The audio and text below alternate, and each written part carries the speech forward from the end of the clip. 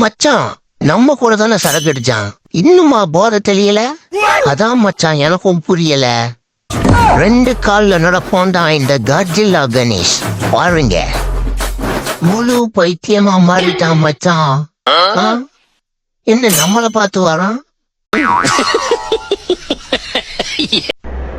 Burger நமக்கு என்ன?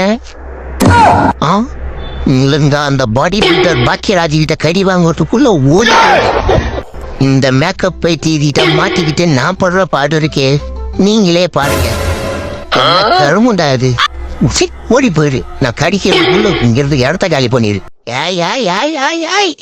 மன்மத குஞ்சா இருந்த என்னைய மன்மதன் சிம்பு மாதிரி ஆகிட்டேடி.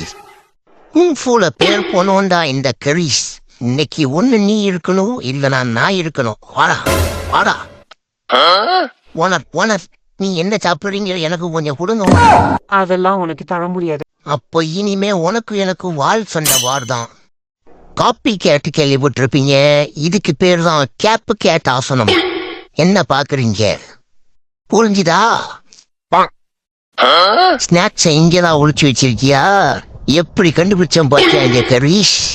இப்ப எப்படி எடுக்கிறன்னு மட்டும் பாரு. ஐயோ அம்மா, கீழே விழுந்தாலும் மீசில மண்ணு ஓட்டல.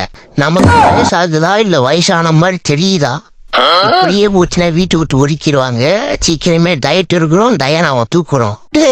பேஸ்கெட் பால் பிளேயரா இருந்த என்னையவே பேஸ்கெட்டுக்குள்ள தூக்கி போட்டு சீண்டி பாக்குறியா? செவுத்துல இருந்தாலும் செதச்சிருவண்டா. ஓஹோ, இவருதான் வெளியூர் ஆட்டக்காரரா? ஏன் ஆட்டத்தை நீ பார்த்தது இல்லையே? இதுக்கு பேரு தான் கிரே கேட் பிரேக் டான்ஸ். பாத்தியா? இந்த ஆரஞ்சு ஆறுமுகத்து முன்னாடியே ஹாயா படுத்திருக்கியா? போய் ஒழுங்கா தண்ணிக்குள்ள தயிர் சாதம் எடுத்துட்டு வா, இல்லைன்னா தண்ணிக்குள்ளேயே தவா செய்ய ஆயிடுவேன்.